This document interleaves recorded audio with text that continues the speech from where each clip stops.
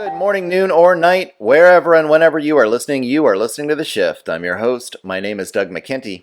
This episode was recorded on June 9th, 2022. My guest on the show today is author, artist, and dancer Mare Heironimus. Her work focuses on the application of mythological constructs through art, with an emphasis on understanding the need for a reintroduction of initiation ritual into the now predominantly materialistic Western worldview. Though most of her career has been spent producing interpretive dance performances promoting this message, her book, Systems of Indoctrination and the Wild Rose of the Soul, details through the written word many aspects of modern culture that serve to alienate the human spirit while assimilating the vast majority into a hierarchical, patriarchal society that serves the interest of the few. From her perspective, a reintroduction to the ways of ceremony in general, and rites of passage in particular, represent the medicine necessary to heal the human race after generations of systemic oppression. The first half of the book describes systems of indoctrination and details how modern methods of education, medicine, and mass media propagation are used as tools of colonialism to indoctrinate unwary victims into materialistic epistemologies that preclude pathways to individuation and personal liberation. In Part 2, The Wild Rose of the Soul, Mare offers solutions to this cult-like behavior, citing Jungian archetypes, shamanic practices, and ancient mythologies as sources for a natural wisdom tradition capable of empowering the knowledgeable practitioner with the ability to break the chains of psychological oppression. She ultimately offers meditation techniques to help integrate the mind and the body, developing a holistic belief system that does not separate the material and the spiritual. Her written work provides an intellectual context from which to comprehend the physical movement and imagery portrayed through the interpretive dance choreography, definitive of the bulk of her artistic career. Stay tuned for this conversation that will delve into the nexus between art and intellect as we explore the need to reintroduce ancient knowledge through the creation of modern ritual. We will discuss just why Mare believes it is so important to provide a ceremonial context within which to delineate major life changes, such as entering into adulthood or becoming a parent, and how these rites of passage can help break the cycle of violence that has held the bulk of humanity under a veritable spell of psycho-spiritual oppression for generations and even millennia. Find out more about the work of Mare Heironimus at www.thesacredbody.earth. As always, if you like what you're hearing, please like, subscribe, and share this podcast throughout your social media network. We rely on listeners like you for the distribution of this alternative content. You can find hours of free content, discover more about The Shift, and sign up for the newsletter by going to www.theshiftnow.com. You can also find my written work at the Populous Papers blog on Substack. Become part of the conversation by friending Doug McKenty on Facebook, follow @DMcKenty on Twitter, or subscribe to The Shift with Doug McKenty on YouTube, Rockfin, or Odyssey. Without further ado, I'd like to thank artist and author Mare Heironimus for agreeing to this interview, and thank you for helping to make The Shift. Hey everyone, and welcome to the 123rd episode of The Shift. I'm your host, Doug McKenty. I am joined today by artist, author, and dancer Mare Heironimus. Did I say that right, Mare? Yes, Mare. Mare. Okay, Yeah. Perfect. Yep, I was wondering. I'm excited. We were just laughing before the show because I'm happy to be talking these last couple episodes more about the spirituality. Mare is an artist, so we're going to be getting into art and mythology. I think a little bit art, mythology, and initiation practices today. I think these conversations can be hopefully a little bit more uplifting than a lot of the hard politics that I get into on the show, oftentimes, as many of you know. So looking forward to this conversation, and we'll just let Mare start it off. Do you want to give a little bit about your background and a little bit about your philosophy, especially in terms of the art that you do? Mm-hmm. Well, first of all, thank you for having me. It's an honor to be here and to, in any way, speak about the work that I have been doing and trying to share with the world. So I really appreciate this conversation and the opportunity to have it with you. So I am a dance artist, and that's been my professional and also sort of soul calling. And more recently I've become a mother. So I'm also actually, I've stepped outside of the spectrum of dance art and creation for the greater part of, well, 2 years. I did a few pieces right after my son was born. And then of course 2020, the great 2020 hit. Right. Um, so I really have shifted. We've had a lot of personal stuff, moving states and getting out of New York City and all kinds of stuff. So, but for about 17 years, I was in New York City as a movement artist, a dance artist, with a lot of I would say visual and um, mythical inspiration that I would use in the work that I would do. A lot of the work that I've done is I've always called it ritual based, and Mm-hmm. and I think I was called to do that work because for my own self there was a part of me that was really craving sort of rites of passage and initiation that my culture, our culture, the world that we are living really didn't provide for me. And so at a very early age, I was really clear on that. I had read some Joseph Campbell. My mom actually gave me some tapes of Joseph Campbell, and they had a profound effect upon me. And I remember listening to a particular passage within those. These were cassette tapes, and just being blown away by the recounting of a ritual initiation, a rite of passage. Where adolescents were moving into maturity. And Right. it just blew my mind. It blew my mind. And it was something that I longed for. And um, and that's something that I didn't have. None of us really have had, I think, in this culture. So that really started my journey, I think, in a more conscious way. And I kind of filed that away. And I went to art school, actually, and then I went to grad school as a dancer. And I've done a lot of somatic work. A lot of my work is based on somatic movement and understanding, which is really a deeper sort of embodied experiential exploration of your own system. Mm-hmm. And it intertwines with spiritual practices, physiological understandings of awakening, and then also um, with mythology and archetype, and then of course the rite of passage and the ritual work that I've been engaging.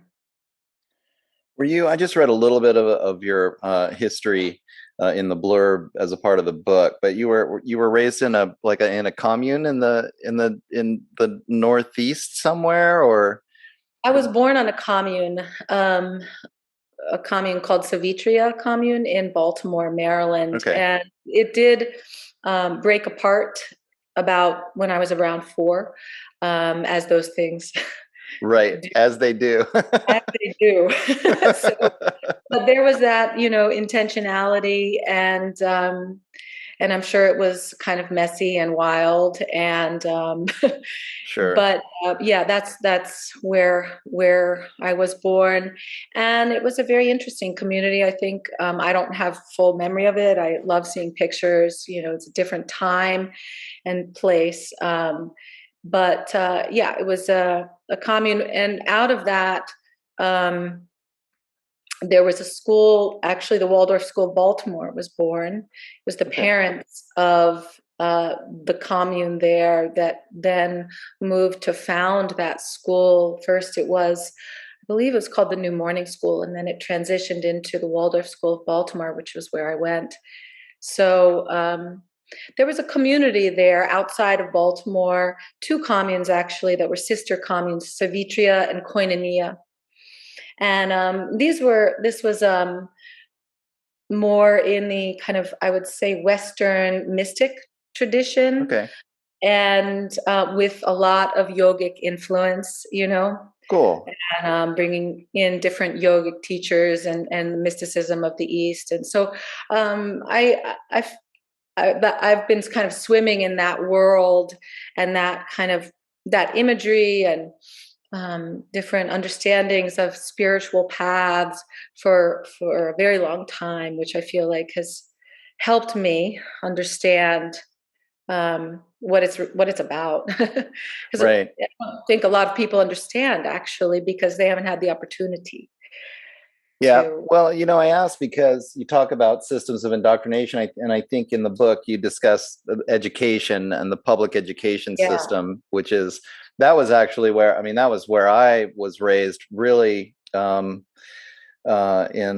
kind of a more traditional American family. My parents were a little bit older, so they were sort of the '50s generation, so they were even kind of pre-hippie, in their outlook. And I just went to public school, and my kind of it was a long journey to go from that level of indoctrination that my family had to having this realization that the world is a very different place, and recognizing that way of being raised. Of course, we all have our challenges as we figure out more and more about yeah, what's going on. But yeah, it is amazing how powerful those systems are. And I think Waldorf and other educational systems. I mean, I've done interviews about unschooling and homeschooling and things like that, and just trying to wake people up to, like, hey, yeah, we've got to get our kids out of these indoctrination camps and start teaching them this entirely different way of thinking about the world, which includes, like you're saying, and I was in college when I was introduced to the work of Joseph Campbell, but this understanding of things on these deeper psychological levels, on the level of archetype and mythology, and start bringing some of this back into our culture. And when so many of us have no idea about thinking about life on that depth, on that level. yeah, yeah, absolutely.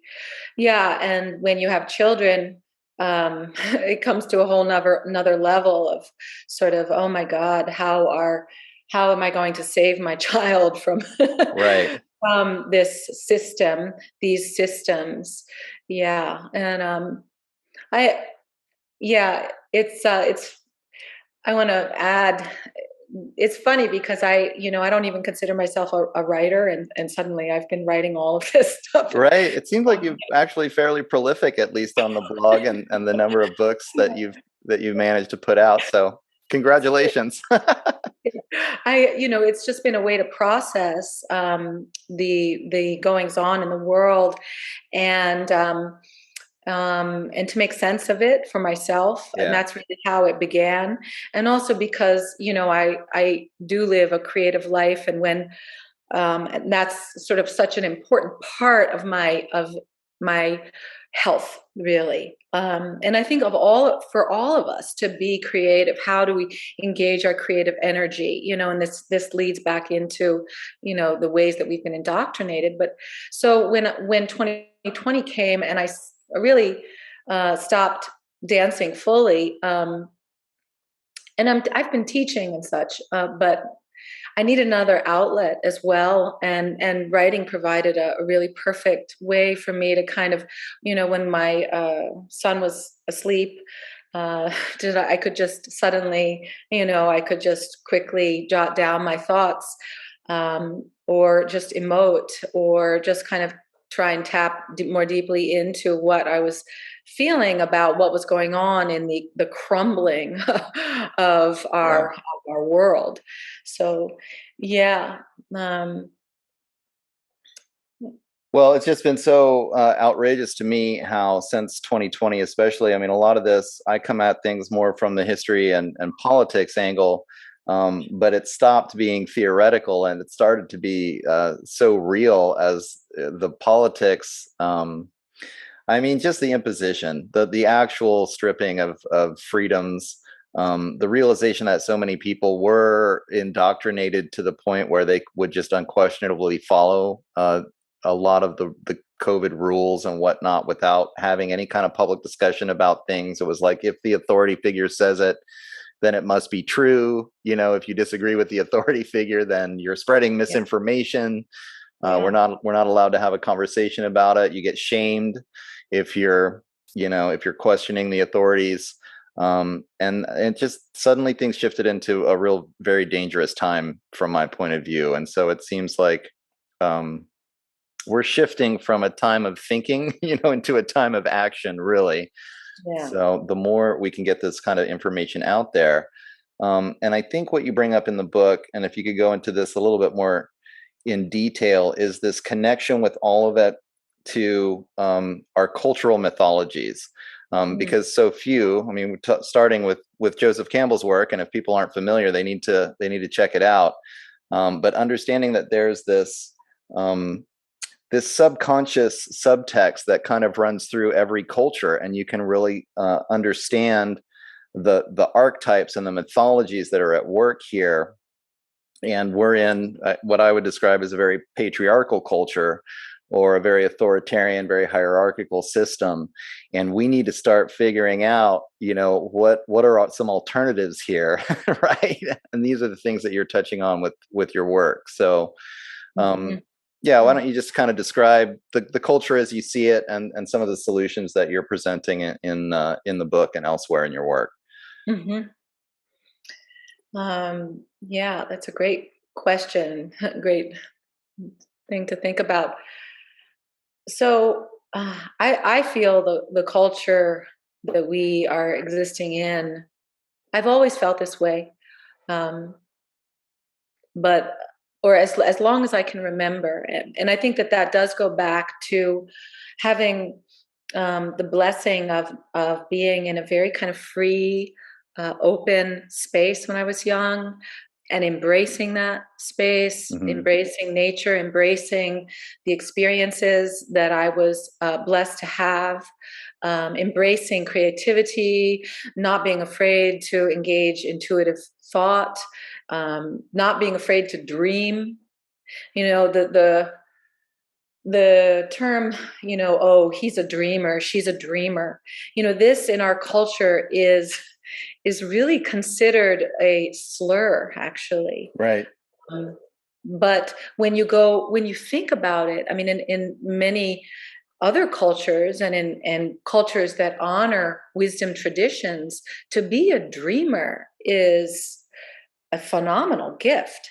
To be a dreamer is an incredible, you know, um, mechanism that we are able to, tap into deeper collective unconscious experiences, to tap into archetypal and energetic realities, Hmm. and be able to feel deeper threads of what's actually occurring. And so, I mean, just starting from that point of view, that the culture at large believes, that the dreamer is expendable. It's ridiculous. So it's not going to get anything done. It's not. It doesn't have any drive. Yeah. It does. You don't have any. What about Uh, what are you going to do for work? How are you going to support yourself? How are you going to, more than that, how are you going to feed into the engine of this culture?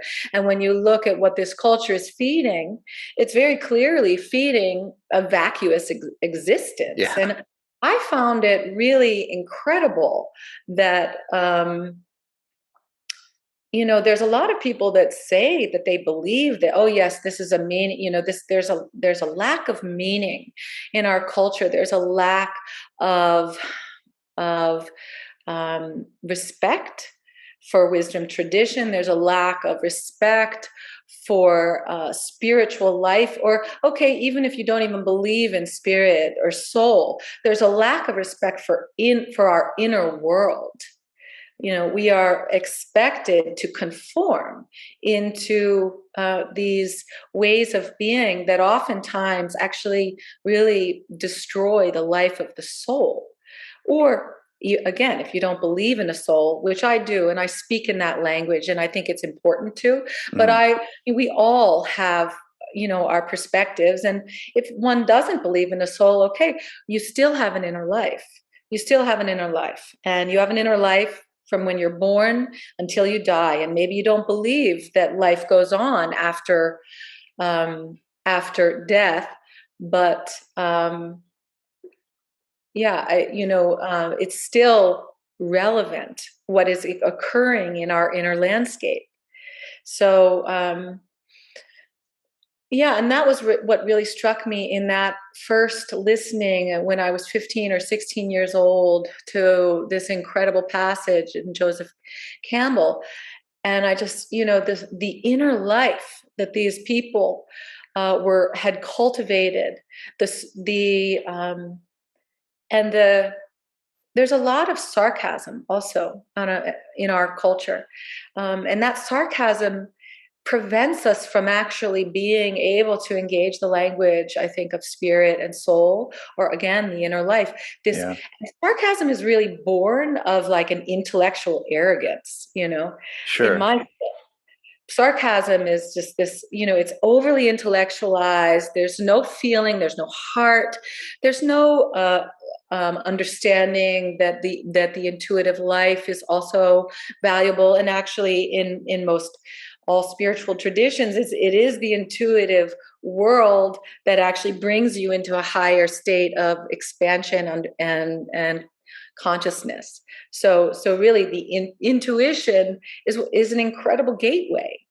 And again, so intuition, again, leading into that experience of expanded states of being and consciousness is really simply not valued in our culture. Again, it moves back into that sort of like that's a dreamer, it's ungrounded. There's a huge judgment against these things, Hmm. and it permeates every every aspect of our world. I mean, being a dance artist and living in the dance world, the way that I had to describe my work to desperately attempt to have support and funding, I better not talk about energy. I better not talk about spirit. I better Right. not talk about soul. I better not talk about any of it. And I found that increasingly unbelievable. Yeah, it's alienating, right? When you can't be yourself. We were talking again before the show about having to work in environments where you can't really feel like you can even be your authentic self because the culture doesn't allow it, and you're Yeah. going to turn people off, or you're not going to get that promotion or that grant or that thing, if you're not fitting in or conforming to the materialistic mold. And when you start talking about spirit and soul, even like, I mean, I feel like I can talk about it on a higher level, even if you're bringing in Jungian psychology or Joseph Campbell or things like that. I mean, people just, they shut down because they're not used to contemplating that the world works from this inner place. It's just not something that the culture, uh, it doesn't just, it's not appreciative of it. It literally lives in denial of it, of that whole Yeah. part of our life.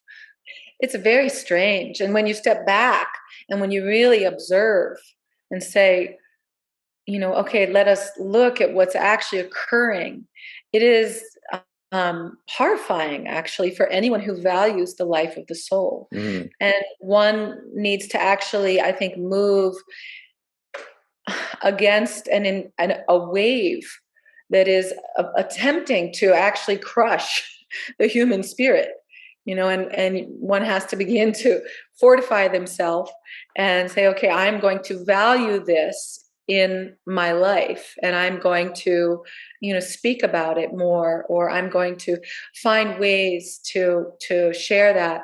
It is a really liberating thing, and I think for many of us 2020 has been a very painful awakening in some ways, but also a liberating experience of saying, this is it. This is the line yeah, where I can no longer pretend that this is in any way normal, in any way healthy, right. and in any way good. You know, um, so Well, I mean, I can't agree more. And I think that once you do start to perceive things, and by the way, I actually came to this perspective, this more spiritual perspective, really kicking and streaming because I did come, I think, from such a background of, um, typical public school education. My parents were they were just very normal people, in terms of living and working in this culture. I mean, I was just expected to go to college and get a job with a corporation and do the thing that everybody does. Um, And in order to kind of reject that, I turned to a more of a, I went more in the direction of philosophy, and I wanted to be very logical and really logically analyze things, which is a Yeah. great way to look at things. I mean, it's a great way to Yeah. kind of clear the muddied waters, but also I mean, for me, it made me very skeptical of a lot of these energetic, perspectives, intuitive perspectives. And I was dragged into it because ultimately I was curious. I didn't think that, I've done Tai Chi, I've done some indigenous ceremony and things like that because I was curious about, well, these other cultures, really believed in these, as you call them, wisdom traditions. They have thousands of years of history of following these paths. So there must be something to it. And it took me a long time to finally be like, oh, because you've got to at least you've got to balance the logic with the intuition, Yeah. in order to be healthy, because that inner life is real for all of us, and if we try to deny it, then we're just asking for a world of hurt, really. You're just um, repressing that dark side and not doing the work of liberating yourself or transcending those habit patterns that you're going to have, if you're not living, unhealthy habit patterns that you're going to have if you're not conscious of being an emotionally healthy person, and the choices you need to make to foster that in your life. Yeah. Yeah. It's, I think it's an interesting, um, journey for each of us in a culture where these things are not supported, Hmm. where we don't understand, when we're not allowed to feel ourselves in all of the layers and levels that we actually are. One way I feel like I think about it is that, it's like we have these different layers of ourself, and in yoga we talk about them as bodies or koshas, or the energy body, or the mental emotional body, the wisdom body, the bliss body. Hmm. We have these different layers, and different traditions talk about them in different ways, and and honoring all of these layers, and how it is that we're bringing these layers into union, how we are coming into the wholeness, the integration of ourselves, rather than fracturing ourselves off. And that is what I think this culture is actually supporting, is the fracturing of ourselves. And it is, to me, the most insane thing to witness and experience within my own self, and my own struggle to Right. really, understand who I am, to integrate the shadow, to integrate these deeper aspects of myself that are scary, are um, are darker, that are not easily digestible. And who's teaching me how to do these things? Who is going to tell me how to work with the energies of myself? you know this is where we get into the sort of the lack of eldership. Hmm. And I don't necessarily fully blame the elders per se. I think that we have been, there's, you know we have, our wisdom traditions have been decimated, that we have been stripped of our wisdom traditions. And we can discuss, or you know talk about, is, was it intentional? Right. Was it not intentional? Those are interesting conversations to have. Why do you think that is? Why were our wisdom traditions stripped? Why are we without deep traditions that guide us through the the path of our life? Yeah. Where are the initiations? Where are the rites of passage that help us move through experiences that we have to move through in order to live a full, healthy, joyful, embodied, and realized life? Where are those in this culture? We are lacking them all. Every ritual in this culture provides an opportunity for us to go essentially unconscious rather than moving into expanded and greater and deeper states of consciousness. And, if we think about weddings and even births, I mean, moving through the initiation of moving into motherhood, I was, I was floored. And I'm someone that has really engaged in ritual all my life and engaged in these sort of talked about this and that. And I was really floored at the lack of kind of communal ritual support to assist me as a woman moving into this most incredible phase of my life. And I know that I'm not alone because I have spoken to many, many, many women about it. Sure. And this is why there's this growing movement of, postpartum doula and how it is that we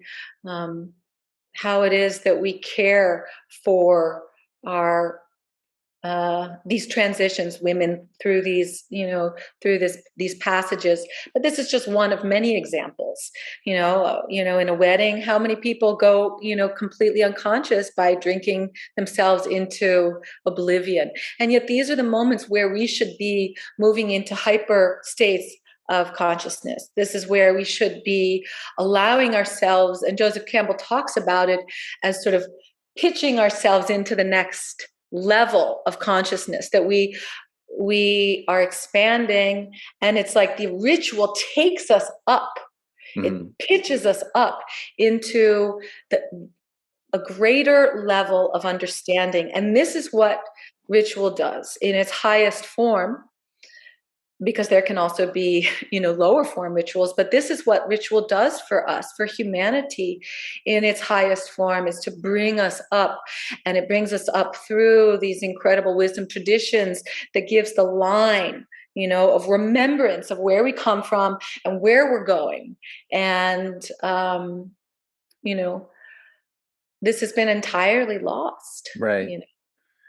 Yeah. The absence of these, I mean, to me, it's helping to make, especially these important partitions in life that you're talking about, we can make them very conscious and have an awareness of what's happening to us, as opposed to what seems to happen to us in this modern day, where we're just sort of thrown into these situations and we're just told to deal with it, get the job done, power through and get back to work. Right. Yeah.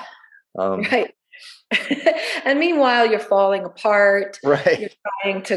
You're trying to pretend there's layers of your own consciousness that are blocking yourself from even understanding how broken you might be, how totally obliterated you might be, and how we need communities to actually hold people, and we need communities to actually recognize, what we are going through. And this is the power not only of individual ritual, but communal ritual of the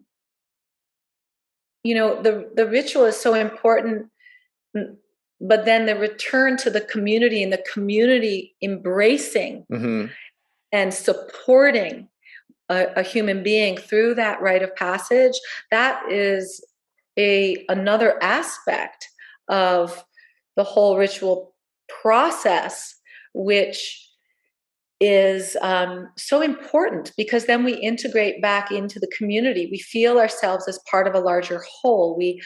We feel ourselves in relationship, and not only to ourselves, but then to our community and to the earth and to the cosmos. And we begin to have relational thinking. Yeah. And Martin Shaw, he's a storyteller and a mythologist, and I really enjoy his work. He speaks a lot about this, is the lack of the return, where there is, so someone like myself or you or anyone who is really looking, who is seeking to find great, deeper, resolution and meaning in a culture that is devoid, it's like, so we might have these initiation experiences, but then where do we go? Right. Yeah, How do we make the return? I noticed that. I was actually going to bring up Martin Shaw. I'm not familiar with his work myself, but that passage when you were writing about him and the idea of, when you do a ceremony, I mean, some ceremonies are for the group, but if you're doing an individual ceremony, it's like, leaving the village and going into the forest, or, sometimes, I mean, you can use the cave metaphor. You're going into the cave and you're Right. really, you're going through a transition period where you're really delving into yourself and your inner self and figuring some things out. And you want to be able to come out of an experience like that and then be reintegrated into the village with the group, with the village of people that can appreciate, the experience that you've just had, and Yeah. kind of help you make that transition. And that's something that even those of us who are experimenting with this kind of thinking in this day and age, in this culture, I mean, we don't have that. You can have this profound transitional experience because you've been experimenting with a certain ceremony or ritual that you're kind of developing for yourself, or maybe you've learned from another culture, and then you come back and you try to tell your friends about it and they have no idea, or your family, and they're just like, huh, well, that's weird. I mean, I know that's happened to me. Right, and it's like, yeah. uh, Yeah. I mean, we live in interesting times, I guess. Yeah. Trying to make this transition from this very hierarchical system where everybody's been indoctrinated into thinking, in this certain way, this very alienated way. I think, we're not taught how to be individuated and look into our inner self. I mean, if anything, we're taught to repress our inner self, Yeah. and just act accordingly on the outside. Everything's about the outside and the appearances and the outside, and getting that job done, getting the good job, or being in a leadership position in the job. It's all very materialistic, and so when you do start to try to delve into this kind of energy work, or this intuitive work, or this understanding of, I mean, even just an understanding about emotional health, and the importance of emotional health for our Yeah. actual real life Yeah. experience, right, which should be common sense. Right. People are just, they don't want to talk about it. They can't deal with it. Yeah, it's really tragic. Yeah. And we have to we have to laugh about it because Right. it's because what can be said. I mean, so many people are lost, and I mean, I don't consider myself found. I'm on a path of seeking, Yeah. and trying to stay out of the darkness as much as anyone, who is trying to stay out of the darkness. Not Mhm. everyone thinks the darkness exists. Not everyone is aware that Yeah. it's there. Not everyone has, has the ability to even to see that. And I think that speaks to the indoctrination. I would even just call it spells being cast. Yeah. These are spells being cast through various media, through all of these systems. Right. Um, that was actually since that writing that I did, the book. It's funny for me to call it a book. The book that I pieced together, systems of indoctrination and the wild rose of the soul. So it's really two parts. Um, that was the intention of that writing, was to, I was thinking about, okay, well, some people can't see this, can't see how indoctrinated we Hmm. have been. They don't understand, they can't perceive that there is a whole other world that is possible, that could be possible. Can you imagine another world, another life, another reality? It seems that most people, many, many people, cannot imagine another reality. Yeah. Simply. And I'm not even saying, I'm just saying, imagine what it, or if they imagine it, it's very exterior. It's a outward story that has no relevance to their inner experience in life. Hmm. But can we imagine that a whole nother life experience, a whole nother set of laws, even a whole nother completely different world is possible? why do we even believe that this is like the ultimate world? Why do we place so much value in this exterior reality that it's also a consensus reality that we're expected to believe? I don't believe it. Yeah. And so that series of writings that I did was really, actually, it was me trying to think about how, if someone was really in a position where they weren't able to imagine at all another world, now let's get under a little bit. Let's get under the medical system. Let's get under the education system. Let's get under these systems and start to think about the framework of consciousness that they're operating from. What are their values, just on a really fundamental level? Hmm. And so when we look at the education system, this is a military model, and it's a military industrial model, and it's like we are being trained, and that we are being, we are expected to respond to orders. We are expected to stay in line. So I had in that writing, I had a really profound experience when I transitioned from Waldorf school I went to a public school for two Right. years.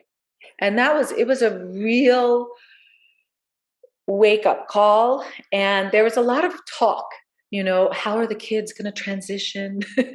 The parent, I remember that, and the older kids, oh, he moved from Waldorf into this school, and, he did okay. It was a hard Right. transition. Yeah. For me, it was, I remember feeling profoundly, suddenly out of body, and that was my first memory of being so just like, what is going on? Because I was moved from one reality into another reality. I was moved from a reality that honored nature, that honored play, that really, that honored all individuals and all sentient life. Those are the fundamental values, in the Waldorf education. Now, we can talk about what's happening in the system of Waldorf education now, and it's, a bit controversial. But my experience at that time was very innocent. It was very innocent. And I feel that's how children should be, and Yeah. then moving from that experience into a very militant existence. And for me, it was very clear. There was a shock in my system. And I remember there was these lines in the middle of the hallways, and it was absolutely baffling to me what were these lines. It was like, I didn't think like that. And I remember asking someone, and they told me that it was, that you're to stay on this side and this person's to stay on that side. And I couldn't conceive of a place that would would regiment us in such a way. And and that went through all of the experiences Yeah. there, testing into the kind of like commodification, and into the hierarchy. It was a very quick movement into hierarchy, Yeah. and into, are you going to excel? Are you going to fail? Right. Yeah. Um, No concept of real individuation, no care about, what are you passionate about? What would you like to do with your life? What do you feel like studying today? what do you love? Yeah. What do you love? Yeah. It's amazing. My kids, we ended up homeschooling our kids mostly, and then they did some tutorial. We had a smaller community school. My son went to high school there. He liked the social life. My daughter went for a bit. But both my kids ended up becoming artists because that's what they just found what they loved to do. And all we did was to help them to do that. And I was shocked at actually how they learned as much as their public school counterparts about, reading, writing, and arithmetic just from hanging out. I mean, like literally, I felt like all the time that's spent in these regimented. I mean, I've come to the belief that these institutions are way more about the indoctrination than they are about the education at all, because the education they're receiving is not actually that profound. It's not, they're not gaining that much considering the amount of time that they're spending in these institutions. Yeah. Yeah. And well, I mean, the incredible, like the horrific move to complete like online learning and, and then it brings in all sort of aspects of the potential to basically be surveilling our children, Right. modifying them in different ways, 24/7, they're for their entire life. So, and then this whole absurd notion of that this is real life, that a computer screen, that virtual reality, that the metaverse Yeah. is in any way engaging in real life. This is not real life. This is a projection, a holographic, reality. This is a spell. This has nothing to do with a living, breathing, sentient life, that is moving through time and space on a planet that has trees and Right. ocean. And this is completely taking our children out of any embodied experience of joy, of beauty, and then actually of feeling truth. How are we going to actually feel that Right. and know what that is, know what that experience is? Because our body is profoundly wise. Our Yeah. body sends us signals all the time. Our body is telling us, beware of this, beware of that, oh, this is something that you can move to. But when we are confused, when we are actually, it's an inversion, or, we're witnessing this inversion of reality Right. when we are told that this is actually, real and that this is not real, and we place our value in this fabricated world, then I think it's very easy to get cut off from the instrument, the wisdom instrument of the body, and the wisdom experience of the soul, which, we all as human beings have. Um, Yeah, I've been thinking a lot lately about the fact that most cultures feel like the intelligence is held in the heart. And that's, one of the things that I've discovered about studying other cultures and learning about how they thought about things, whereas our culture always has, the root of intelligence is in the brain. yeah, And I think that speaks volumes about the kind of culture that, I mean, has cut themselves off from this heart wisdom and thinking from the heart and making choices from the heart, right? Where you're incorporating not just this sort of logical brain that's objectifying and thinking, but yeah, also, the embodied experience that the heart feels and then makes choices from there. right. Yeah. Yeah, it is a real severing, the severing from the heart wisdom, severing from the gut wisdom, a severing from sort of the sensory wisdom, the experience of, understanding that again, we are being, the body is an instrument, and the body is, there is information, energy, information, um, constantly passing through the body. And when our body is very open and clear, when we've, purified the nadis, however you want to talk about it, when the Yeah.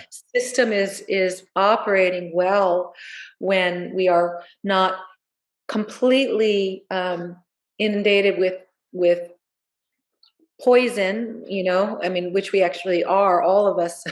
But when we are trying to rid ourselves of the layers of poison in our environment and in our food and in our air and in the water systems, when we are working to allow our instrument to be as clear as it can be, then that information becomes more readily available to us, and we can begin to trust our feeling body and our sensing body. We can begin to listen and feel that that the whole organism of the body is actually tapped into the larger cosmic organism, if you will, that we are interrelated, interconnected, and that there is information passing through all the time. And really, how are we working with that information, or how are we not? How are we able to digest, or how is the information actually coming in, completely arresting our development? And so that really is what I've come to feel, is that this culture, again, you can talk about it, is it conscious or not? I've come to feel that this is conscious. Yeah. But again, that, it doesn't matter to me what one thinks, whether they believe it's conscious or not. But we are there is a poisoning. This is a great poisoning. I did a piece on called The Great Poisoning, and that was really all about all of the layers of poison that are entering into our system at all times. And, through the water, through the air, through our food system, and through our education, through the media, every form of media. And it's like toxic. Yeah, absolutely. I mean, by ignoring the emotional self, I think it's almost inevitable that the culture is going to evolve into something that's toxic for that emotional body. I mean, yeah. And it is amazing to me how actually traumatic I think it is. I mean, that public school experience, like you made that transition, that was I imagine you could describe it as a traumatic experience. Like, wait a minute, I went I from went through a real trauma. Yeah.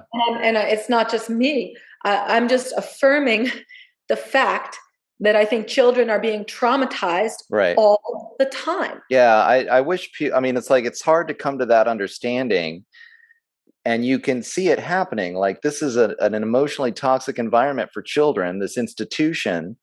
They're being institutionalized, they're being indoctrinated, their emotions are being repressed and oppressed, and people can't see it. You're trying to explain it to them, like, this is abusive. Like, get your kids out of here. Right. I mean, and Very hard to bear witness to. Yeah. And all of us have had many sleepless nights, Right. of wondering, this is a nightmare. And it's, I don't want to say it always has been, because we can engage different realities, and we should engage different realities. And I think, we shouldn't, give them so much power, or the systems that are oppressing. We shouldn't, we can't live a life that's liberated because they're not allowing us. Sure. We have to allow ourselves, and we have to empower ourselves, and we have to step out of course, that the victim consciousness that is so prevalent today in our culture, and this sort of continued pushing of this victim consciousness, and that and begin to learn what it is to truly empower ourselves and our children, and that's such a journey in of itself. Yeah. For those of us who are trying to take it, it's a challenging journey to figure out, how do we do this? How do we create the path forward for our children, for our children's children, for the world at large? When we really see this closing in on us, this absurd agenda I mean, I can only speak about it in terms of it being the most obscene and absurd thing that we could ever talk about. Right. Oh, the a literal tapping of our energy and our mind, and the feeding off of us to for almost a it's a vampire energy, really. And Right. again, you can talk about it in multiple ways. Well, do you think that there are actual vampires? It doesn't matter. There are vampiric forces within human beings, or you can even talk about, well, are these human beings? It I've, doesn't matter, yeah, actually, I've heard because that. No, reality is this is what's happening. There are people that are taking, they're trying to keep that position on the top, and they're trying to mhm. feed off of us. Yeah, I've heard that um, narcissistic personality disorder described as an energy vampire when you get around people like this, and that's the way that I kind of analyze, this culture, this patriarchal culture, or these hierarchical systems. Those on top, um, on one level, they're stealing our labor, right? On the material level, they're stealing our labor and our wealth and our ability to generate abundance for our families on that kind of basic level. But then I think there is a much deeper level where they're feeding off of us emotionally as well. I mean, I think that they kind of they just enjoy having the power and the control over others, and then that's going to be a traumatic experience for the rest of us that are just wondering why did we get born here during this time with these guys. Oh my. If we even notice, if we can even observe or have the awareness that that's what's really going on. So many people have been so completely indoctrinated into it. I mean, most people perpetuate it. They help to perpetuate it. It's like I think a Stockholm syndrome in a way, where they've come to rely on the oppressor and think that the abusive father figure must be doing it for some kind of good reason, or they don't even notice the abuse at all, and they just become enablers in this relationship. I started with political philosophy, and I was like, I don't think that's what's going on now, and so now I apply all this psychological analysis to what's happening, because it's the only way to make sense of it. I mean, Yeah, yeah, yeah. And then we can take it into those deeper, into the substrata, into that sort of energetic or archetypal reality and experience. You know, think about it in those deeper layers. That yeah. I really love. Another thing that really inspired me about Joseph Campbell was his wife was a dancer, and so he had like a real love for Hmm. dance,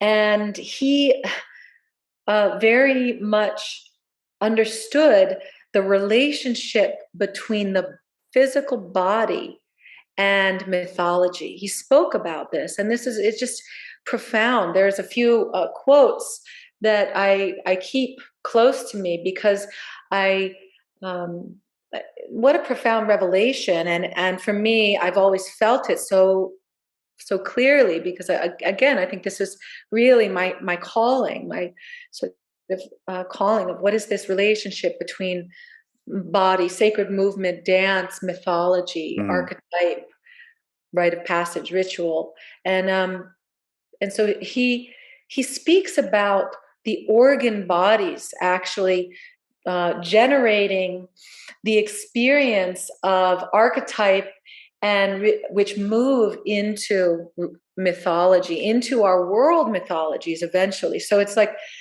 the head, speaking about the head fighting with the heart, fighting with the digestive organ, and we can think about, or we can experience the organs and the different systems of the body as really expressions of these energetic realities. And that's how Ayurveda and Chinese medicine look Yeah. at systems. We understand the kidneys relate to fear. We understand the heart relates to joy, it relates to grief. And these are energies, and these are all, they're more than, when we speak about energy, um, in our culture, we don't have a real understanding for what energy is. We think about it as this airy, fairy, um, you know, like ethereal term. Yeah. Yeah, kind Energy. of woo woo. Yeah, this woo woo. But I ground myself in Ayurveda and yogic um, cosmology largely. And, from the Ayurvedic perspective, you know, um, the subtle creates the dense.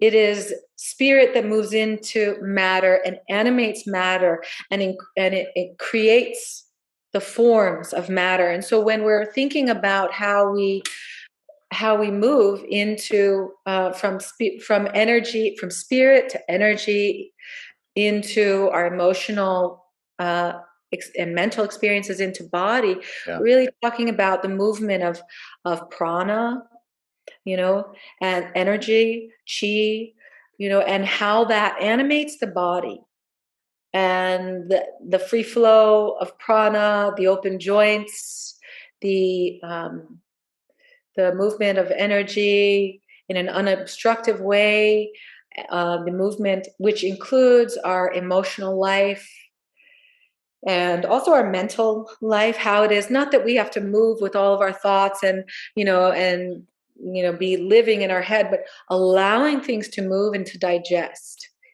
We have to digest our experience. And so the energy is really animating the body, and it's here and now.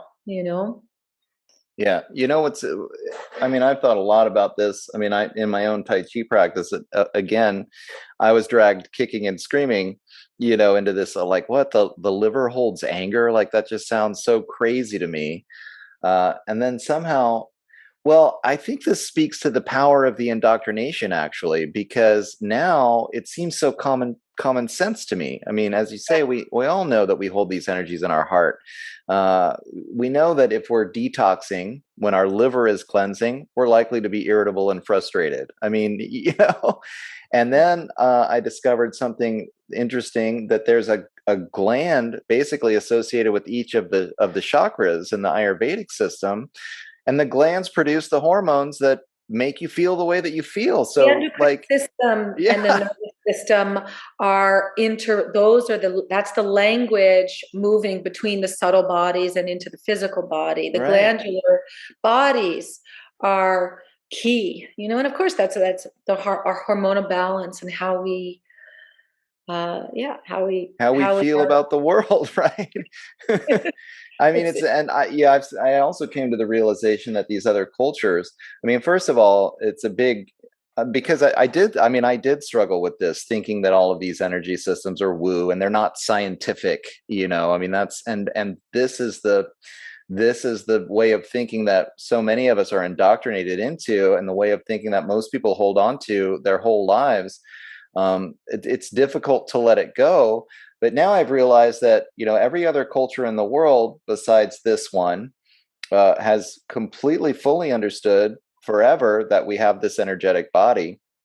And then it's not like they didn't have a scientific method of their own. I mean, these are the sciences of these other cultures. It's only, people talk about white supremacy. This frustrates me to no end. And then they still cling to this idea that European science, like, white people discovered logic, 300 years ago, and yeah that these other cultures, all these other cultures, were just based on woo and superstition, and they have yeah such a block. And oh it's it's like, are you? crazy Yeah, it's crazy. how oh it's I mean, this is one of the things that really I found bizarre with this whole, to jump back into the 2020 just for a moment, and Yeah. this sort of realization of, that everyone's talking about decolonizing and, Oh, this and that. And then suddenly it's like this colonized, the allopathic medical model. And I will never say that that the allopathic model is useless. I do not believe that it is. It is yeah. actually phenomenal in emergencies. Um, it saves people's lives in those emergency settings, and I will never say otherwise. Um, but it also kills a lot of people. you know. Yeah. It's And good in when it's good, but then, it's good when the it's long-term care is where all of these other modalities actually really shine, yeah, right? that's right. That's where you have to get into a more holistic worldview, and Yeah. whether it be Ayurveda or Chinese medicine or all of the many systems, um, uh, other systems of medicine that are around the world.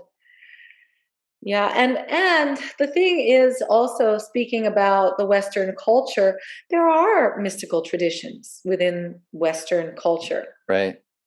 Western culture has a mystery tradition. You know, we have had witches of old.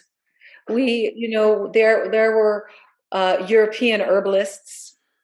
You know, the Irish and Celtic cultures are really powerful.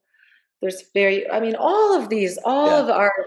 all of our cultural, I, all of our ancestral traditions are incredibly powerful. And we all, when we go back far enough, we are connected to a land. We are connected to traditions that speak to the land, that are birthed from the land, that understand that we are intertwined with nature, that we yeah. are a part of nature. And that is the thing that this form of our Western culture has really done, in my feeling, is that it has extracted us from our natural world.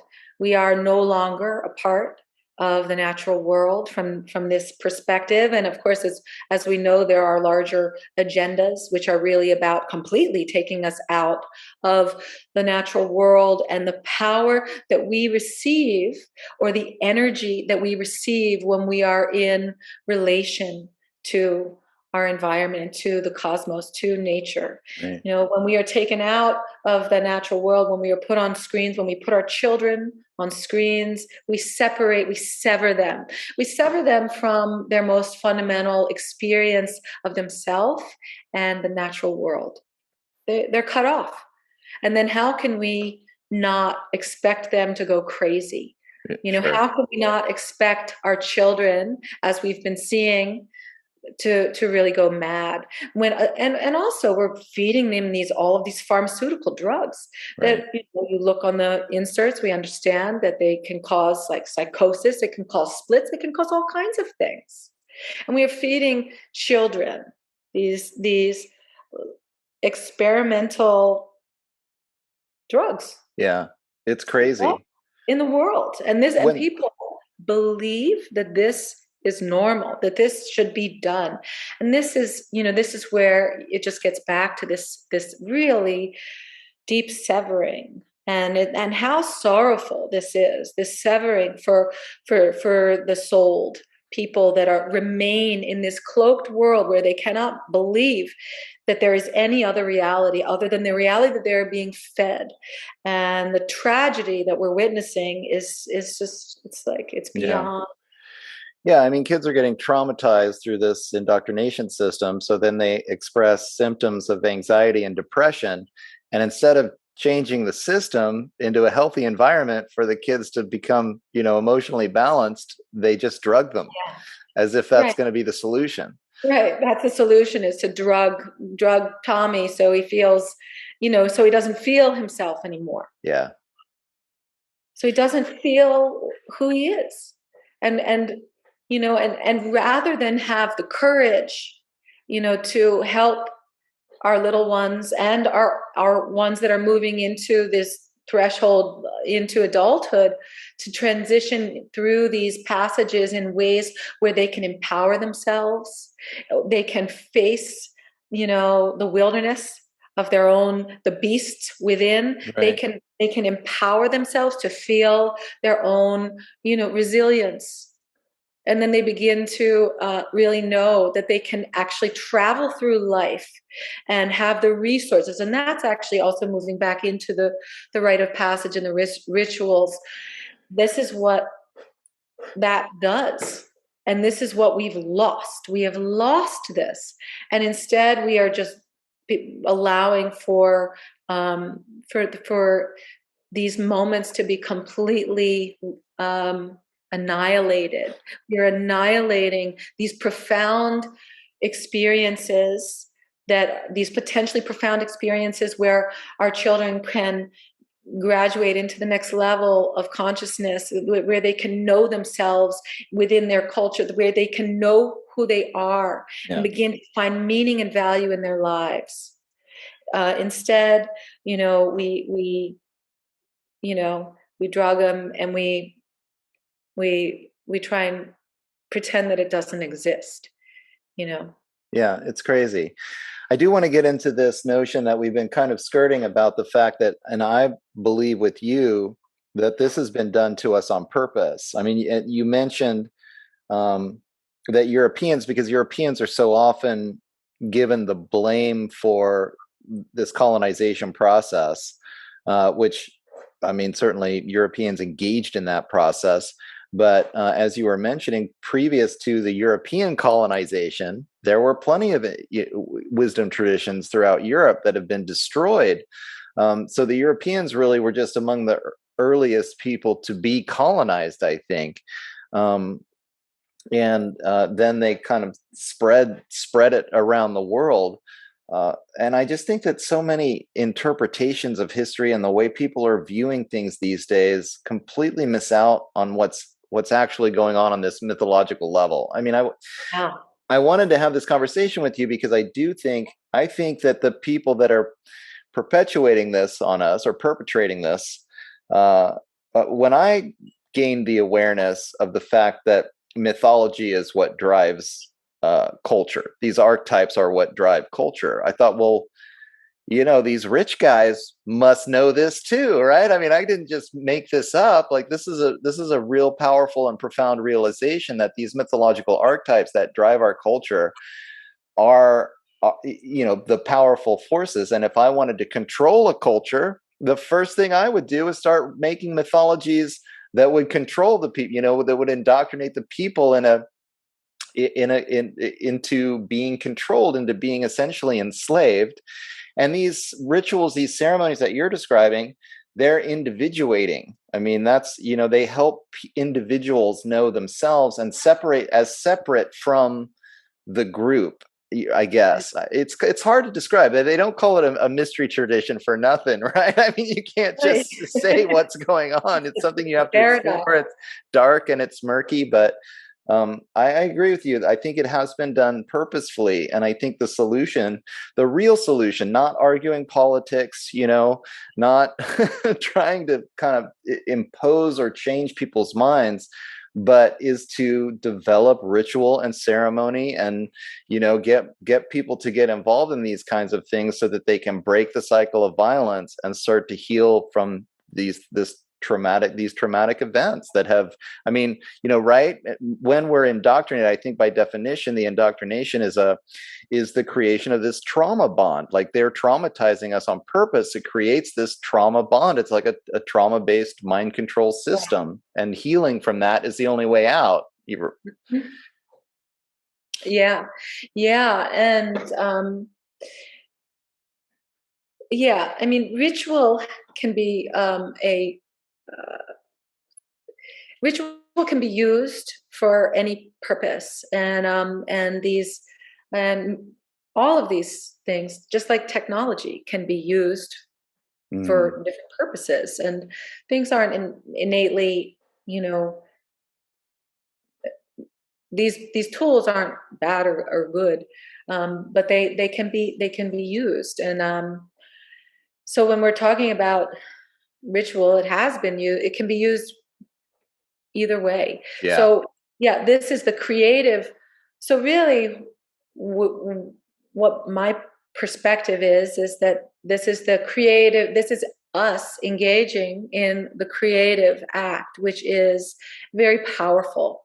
And the creative act is moving us through deeper experiences when we begin to really tap into the language of our own being and our own body, and begin to feel the language of our own soul. We begin to feel those things through symbol and archetype. They reveal themselves through that language. Symbol, archetype, this is the language of the soul. So we can create our own experiences born out of beauty and the intention to move towards greater healing, integration, wholeness, and to align ourselves with our highest potential and the highest good, So we can always start with intention, the intention being the most powerful experience, and that is really the seed. The intention is the seed, and the intention then gets planted. So one of the things, a very, very small practice that I teach in my movement work is, setting the intention. But there's a particular way that I engage this, and it's very simple. And so when I'm working within this movement practice of setting intention, what we do is we come to sit, quietly, and then we allow the intention to arise from the deeper waters of the feeling body. We allow ourselves to feel. And then we allow the intention to rise up, to be a heart experience.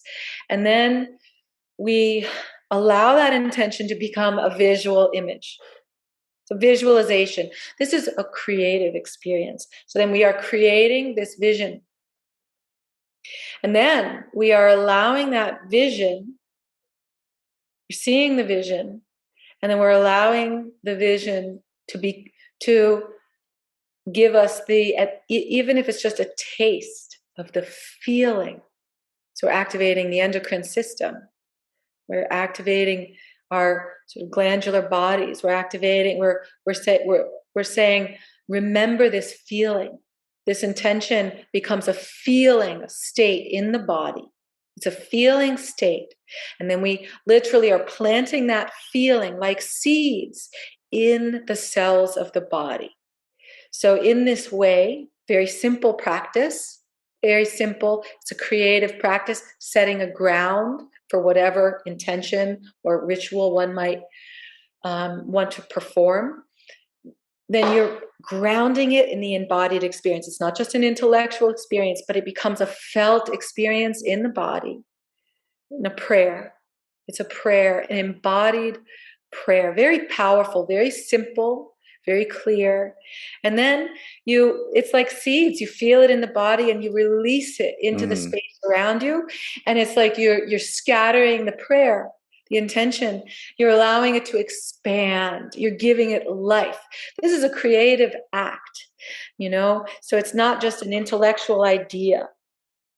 It's a creative act. So that's the ground we want to create in ritual and intention. So we have the intention. So if we are moving from one thing to the next, one phase of life to the next, if we're saying, okay, I am moving I want to do a mother's blessing ceremony, and I want to bless a blessing way. I want to feel myself beginning to embody what it means to be a mother, what that archetype is, how I'm going to bring that aspect, that archetype into my experience, how I'm going to, expand and understand my own personhood as a mother.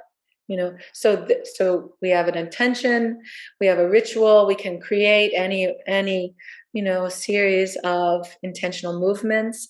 Ritual is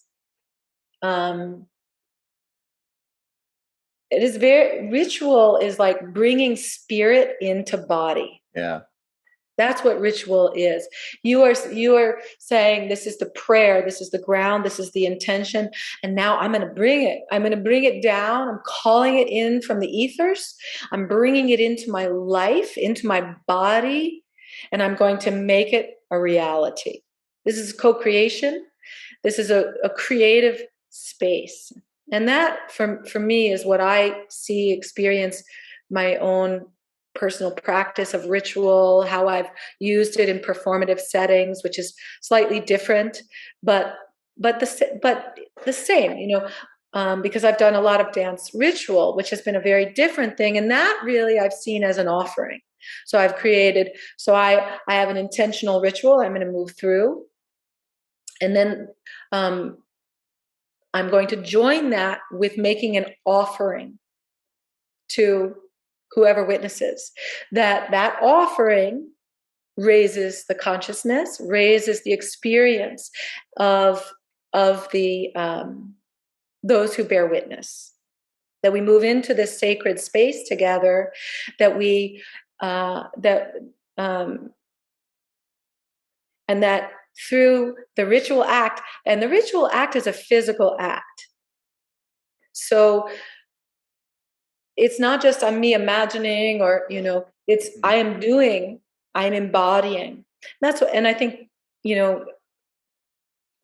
it can be very mundane. It could be pouring water. It could be, it could be movement. It could be dance. It could be, it could be so many things. And there are so many ways that we can create ritual. It could be the creation of a wreath of flowers. It could be the lighting of candles. It could be the pouring of water. We use all of these elements. We use all of these tools to convey our meaning.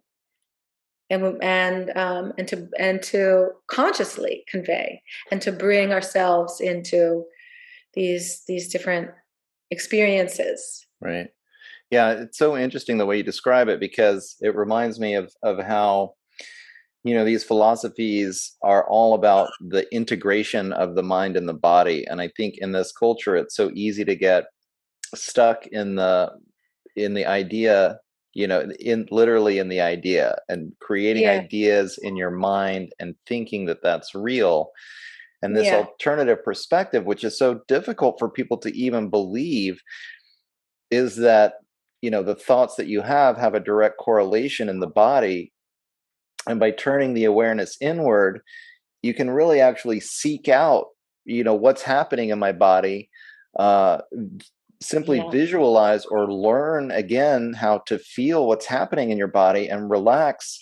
In my Tai Chi practice, constantly we're told over and over again to relax, relax and sink the chi, right? And when you think too much, you get excess yang chi. I literally learned to feel like, my God, I'm, holding all this tension in my face. Like, what's going on? Because I think all the time and I'm not actually like in my body enough.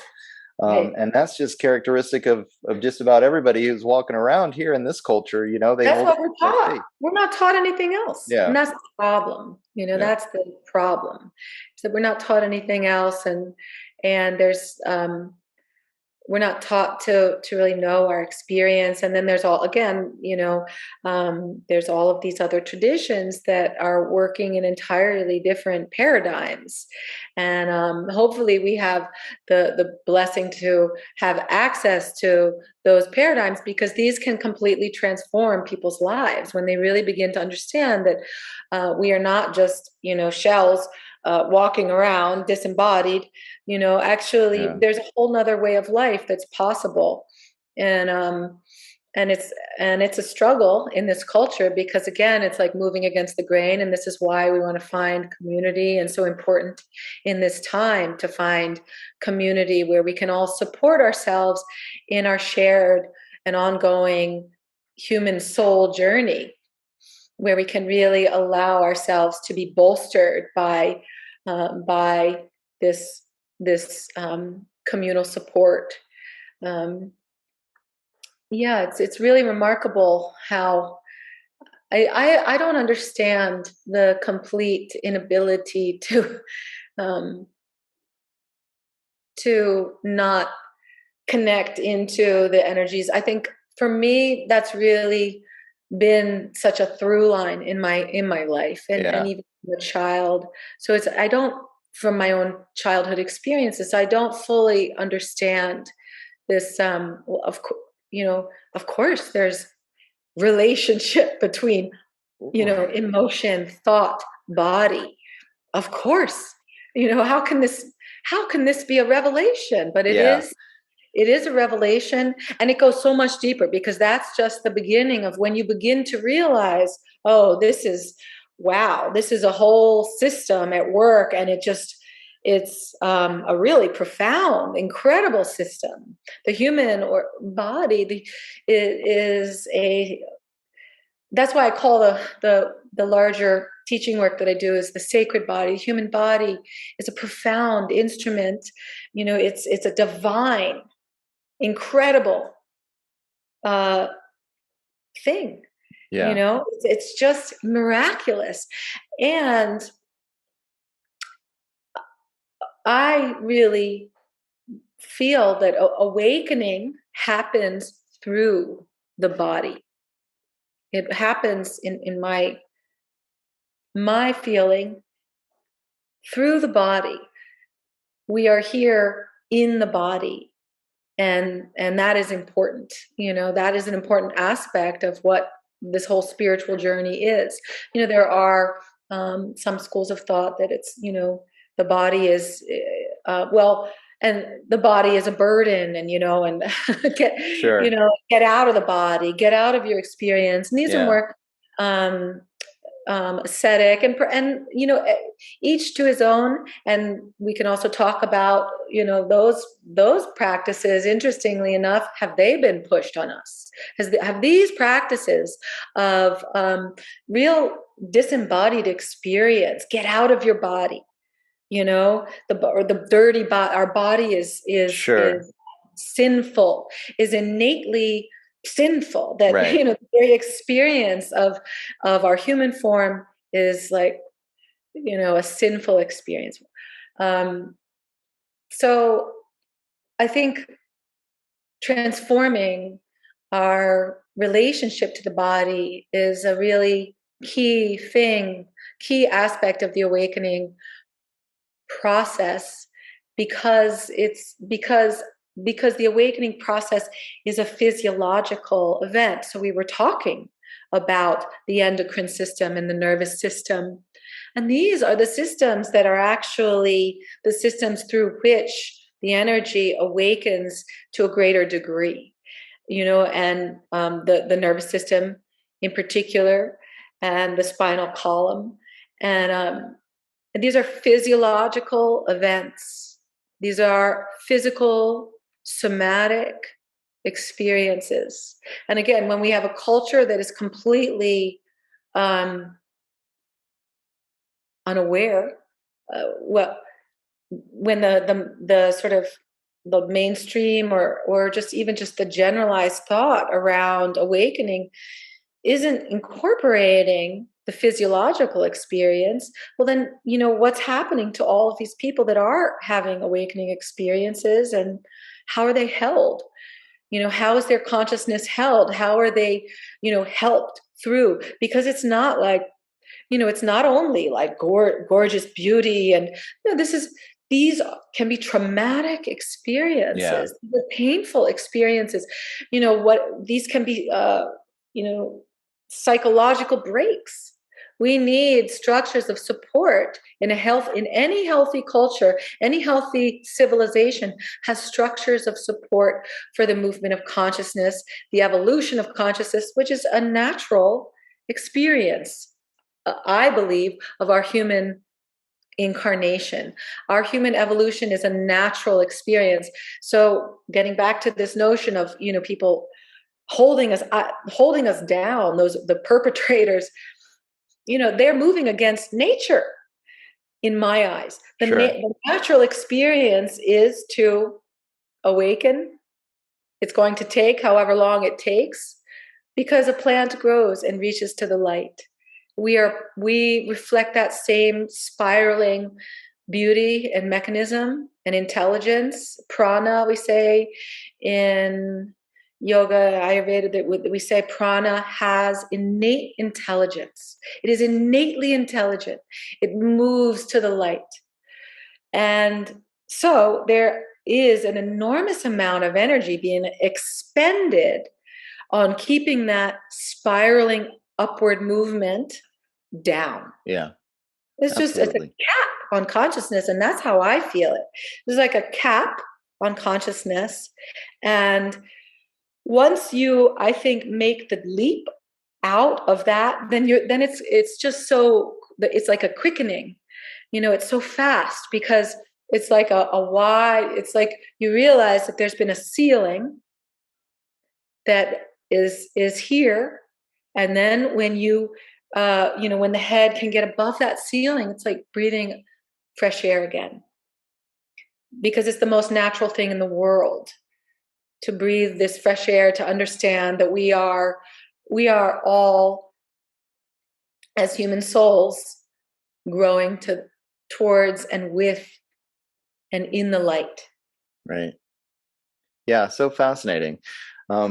I've been told by my Tai Chi teacher, I've heard this concept too, from others, called Chi madness, which is when you actually change too fast. Yes. And then it will cause, if your awareness is opening so quickly, then you just get so confused. So it's such a uh, a quick change, this discombobulating experience, that you can have these psychological breakdowns. And it's unfortunate, and I think you mentioned this in the book too, about just the way that modern psychology and certainly psychiatry is dealing with these things, when they treat it as a kind of a disease. Illness, it's like mental illness. Yeah, instead of providing the support for the spiritual growth of this individual Yeah. that's going on. Yeah, it's really another horror, it's just a tragedy, how Yeah, many souls have gone through different awakening processes only to be met with, um, uh, drugs on the other side, where, and a complete dampening of the soul and the spirit, and no one to really understand what's actually occurring, you know. And so, having lost so many of our wisdom traditions, really what we are also facing is the loss of the elders, and those who have this knowledge, who can guide us, those who can hold the space for this incredible uh, process and processes. So we there's a lack of elders that can really oversee this, and know know what's happening, because if we don't have those who are able to hold that space, hold the expansion of consciousness, and sort of give a signpost, a guide towards the direction, of where we are going, a helping hand, because ultimately we all have to do this ourselves. This is a personal process, uh, and it's not that we're alone, but it is contingent upon the choices that we make. We must make the choices.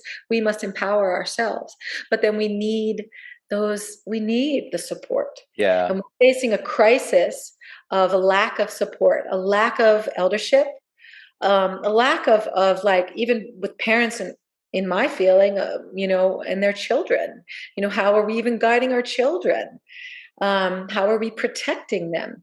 I've really been long suspect and horrified by how people are putting their children forward, as oh, look at what a leader this child is, and talk about trauma, you know, um, these are children, and they're being put forth, and and they're being used. right, Ultimately, a lot of them are being used for agendas that are incredibly dark, and then we have the parents who are applauding the accolades being given to their children, and it's some sort of a sick cycle where they're right. receiving Yeah, the accolades that they need. Their child is being put forth as this leader, meanwhile they're being traumatized and used. They're being used, traumatized, and abused, and the parent is obviously loving the attention And, and it's giving the parent some, unfortunately and tragically, some of affirmation that they never received. They need that public affirmation to affirm their person, and now they're using their own child. Right. So, and that's been happening, for years. It's really been wild to watch this. And, and I wasn't even a parent like 10 years ago, 5 years ago, and just watching this sort of rise of the kids and people putting their kids forth. So this really, to me, reflects a crisis of not only parents but also of elders. We are and that reflects the decimation of our wisdom traditions, Yeah. and having a clear pathway. Right, the lack of the rituals and the initiation rituals that create that clear delineation between these different parts of life as you're going through. So you have a clear definition of where you're at in the life cycle and what's appropriate behavior even for where you're at, and then the support from the community that you need as you go through these different aspects of life. It's challenging. I mean, you bring up a lot of points. I mean, firstly, parenting, when you do understand this alternative perspective within this culture, and your kids are going to go out there into the rest of the world and be exposed to all of the rest of what's going on, it's very much a balancing act. But the other thing that is really striking to me, I mean, especially because your kid is their own individual person too. I mean, you have to respect their experience, and they're going to have experience that's kind of outside of your control, unless you really do have a large community of like-minded people that becomes most of their experience, which is very rare. And I think that's the major point that I'm getting as you're bringing this up, is the lack of this kind of community. I've done some interviews about economics. There's this idea called agorism about creating parallel economies, basically, to deal with things like, well, if you don't want to buy your food from big ag, or you don't want to get your medicine from big pharma, and you want to really separate from the corporate system, is the solution to fight the corporate system, or is the solution to just separate from it and build your own parallel economy where you're getting your goods and services from people that are producing in accordance with the lifestyle? But then there's this spiritual aspect to it that's really even maybe more important than where do you get your food, where do you get your medicine, but actually where are you getting your spiritual support. And this idea of really doing what we can to cultivate communities of people. Maybe we can do it online these days, I don't know what the solution is, but to really develop these kinds of communities, because I've had those experiences just like you're talking about when you were talking about Shaw, that when you're going out Martin Shaw, you're doing the shadow work, you're going out, you're doing the rituals, and then you kind of have to come back into the real world, and you're not getting that support that you really kind of need after an experience like that, precisely because nobody else has any idea what you're doing. I mean, most of them don't even believe at all in what you're trying to work on. I mean, if you got to go back to your job at Walmart, the next day or something, it's actually shocking and jarring when you should be going back into a community, a village of people that are very supportive and understand and have had similar experiences themselves and are continuing to support you along your path. And so, maybe that's the challenge. Maybe that's why we're having this conversation today, right? Is to help spread the word and just kind of try to keep turning people on to the fact that, there is actually this other way of thinking, this integrative way of thinking, this energetic way of thinking. And the more people that can start to experiment with these different ways, doing some of these grounding practices. I mean, just do a little bit of meditation, just do a little bit of inward looking into your body, finding the tense spots, and learning how to kind of to relax, visualize, find that tension and just release it one bit at a time. Find out if you're holding a lot of tension in your face, see if you can relax that or ground that through your feet. And what does that feel like? Right. I mean, just getting just getting back into your feeling body. It's such a huge step for so many people today, because they really are. And I think because of really the profound trauma of indoctrination, the spirit actually wants to leave the body. Like, it actually is, it doesn't want to hang out in a body that is being slow poisoned to death, right? That's being Right. traumatized emotionally all the time. It's not fun. Right. Yeah, I mean, there's the concept of soul loss, which is Yeah. ancient concept, and understanding in most all wisdom traditions, indigenous traditions, understanding that actually there are parts of the soul when we move through trauma that they leave the body, and um, they hide, they move away, and this is a protective mechanism, and this is and there are then of course practices where we call the energy, the soul back in, and many of these practices is best to do with a practitioner who does this kind of work. But we can always do simple intentional work.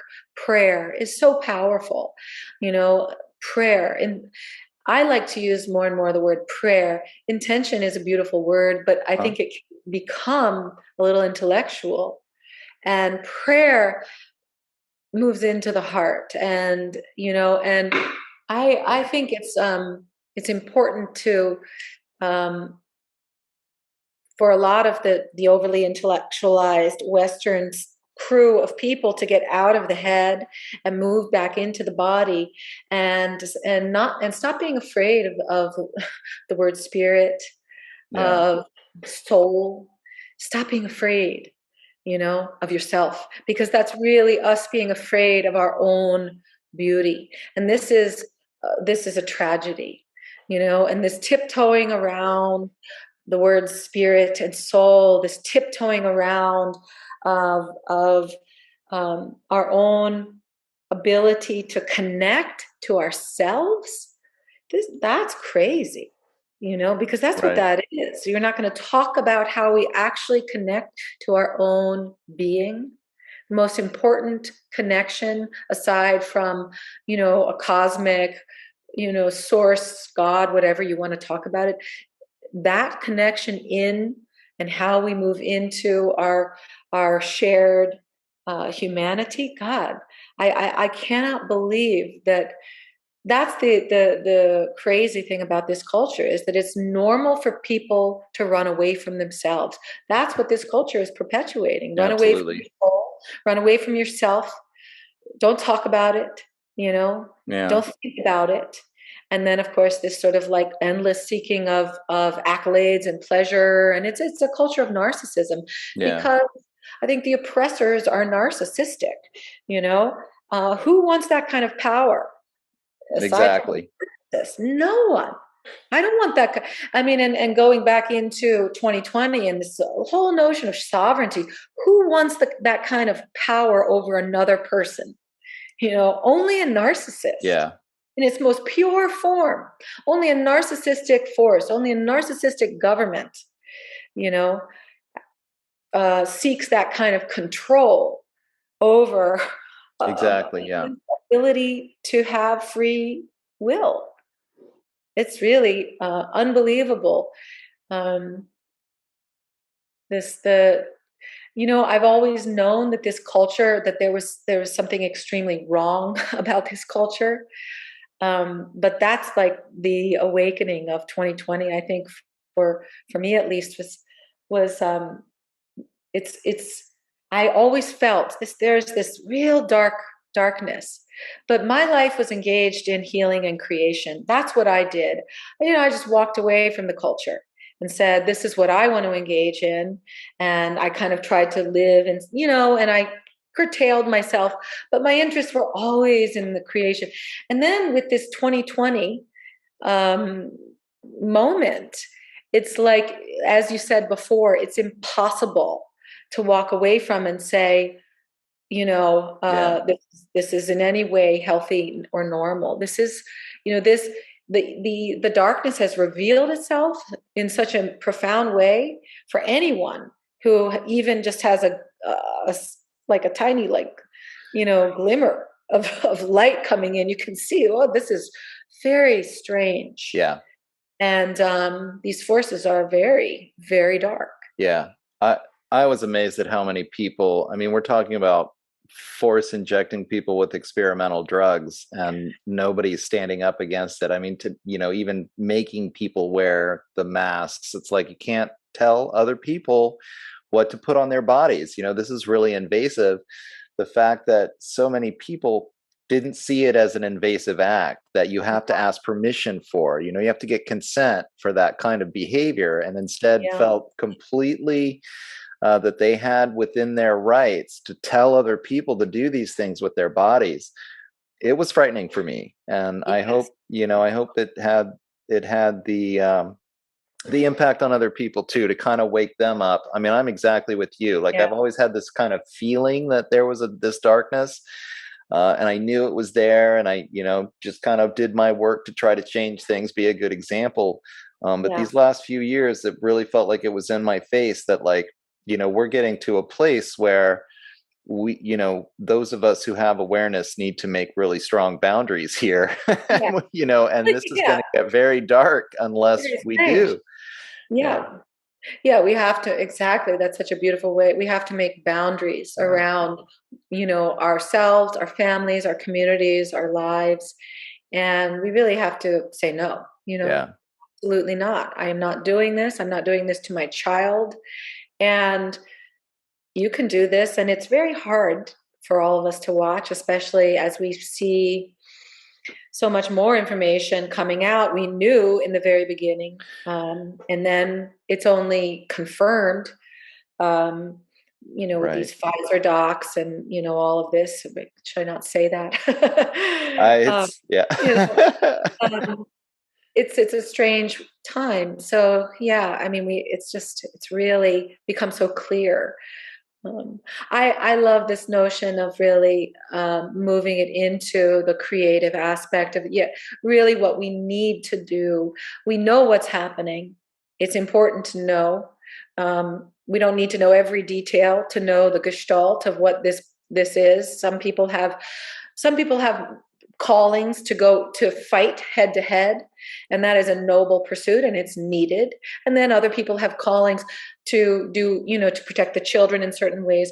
But we should all also be looking to the future, I think, and to our own creation of the systems that we want to see come into the world to support our lineages, and also to support the human lineage, to Yeah. support, we're really talking about the human race, you know, and we're really talking about the movement of the human race and the sacredness of our own genetic code, and our children and our children's children, and protecting the sanctity of that, um, because we know that they want to penetrate all of it. So how we move into our parallel world, and create that regardless, of what happens, regardless.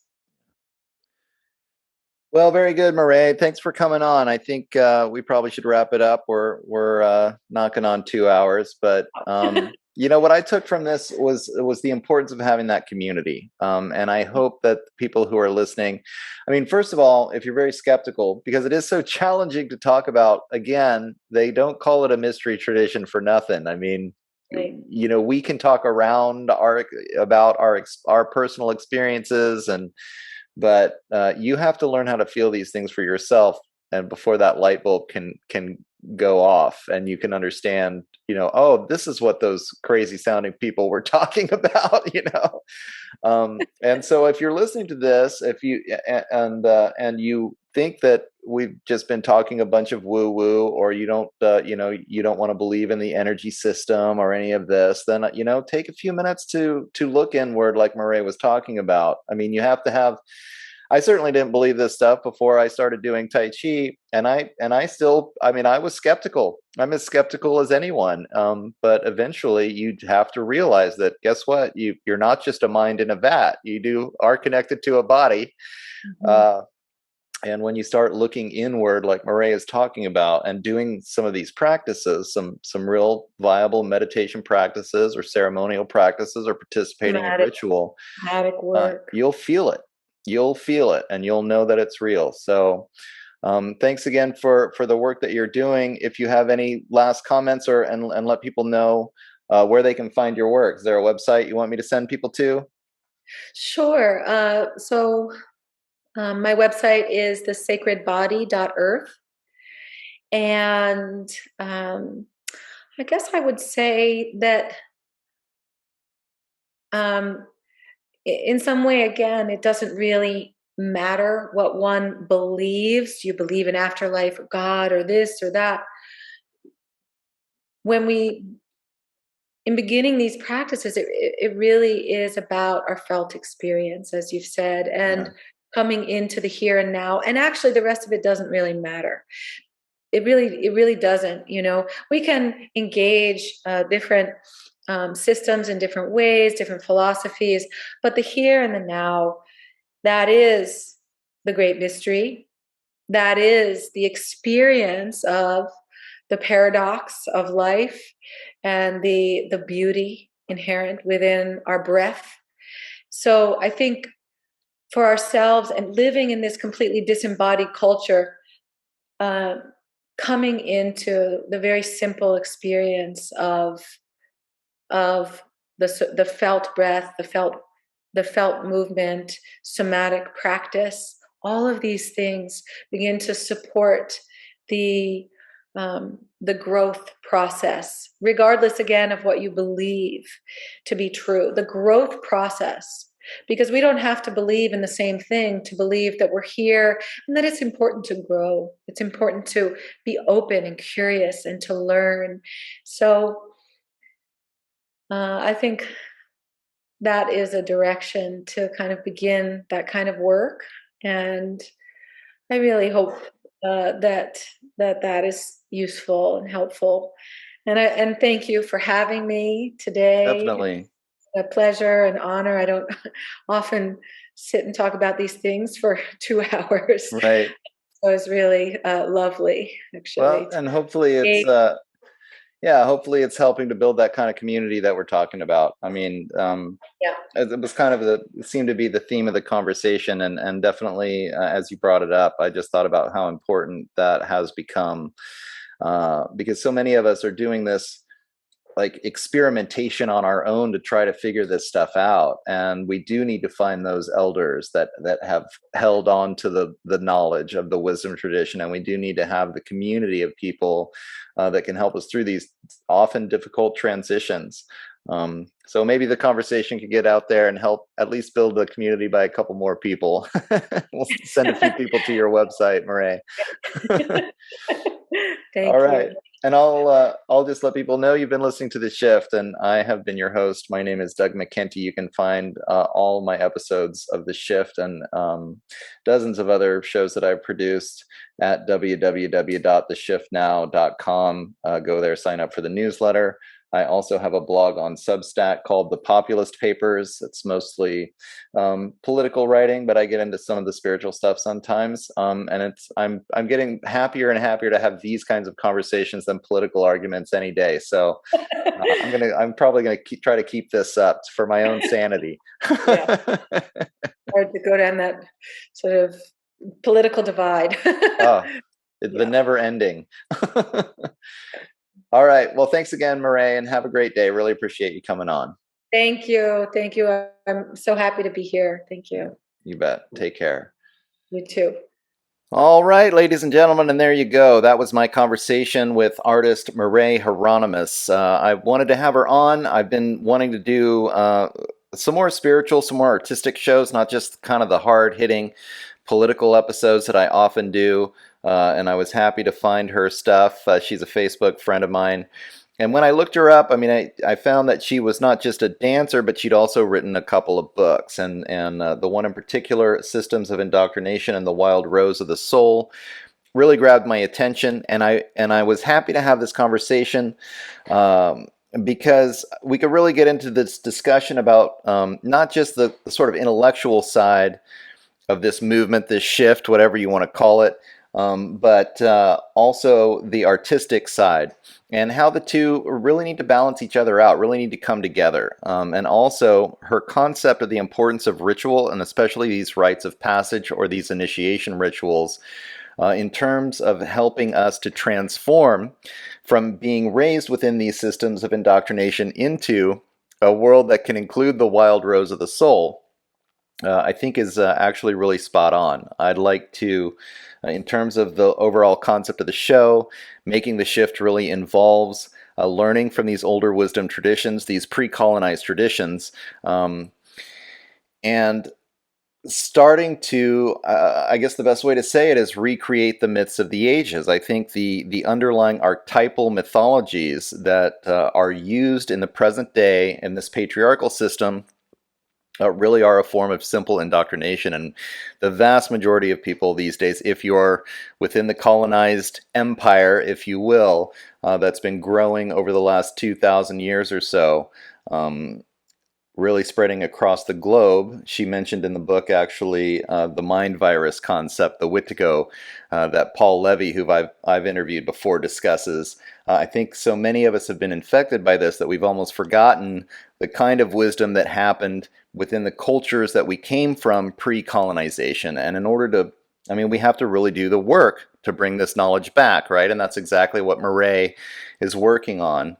On the political side of all of this, something that I've been thinking a lot about lately is just wondering what's going on with the political conversation that's happening in the country today. And in terms of this new postmodern, quote unquote, woke ideology, the identity politics, and all of this other stuff that's going on, it seems that if you disagree with identity politics, then you're instantly branded a fascist or a white nationalist and all of these other things. And it's just becomes so absurd. It literally feels like a clown world. It's like opposite day every day when we try to talk about politics.